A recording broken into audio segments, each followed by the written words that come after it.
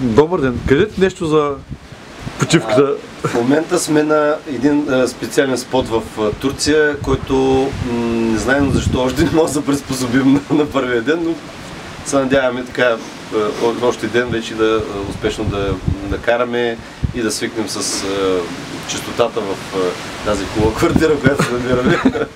Тук виждам, отзади има простряно. Това е сигурно част от оборудването. Това е моите специални гащи с голям как се казва, буй. С голям буй за спасение на млади туркини. А останалото оборудване, нали, както виждате, това са такива специални колани на целомъдрието, да не ходим по чуждични, да ги слагаме вечер.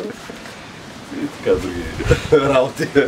Това е от нас за днес, след малко отиваме да покараме. Тези гащи помагат ли при адреналина? Ами... Защото не са в подходящия цвят, виждам. Трябва да, малко са, те са хамелеони, цветят са. Се вързват отдолу, когато е при по-силен вятър, се вързват отдолу, нали, на кръчолите.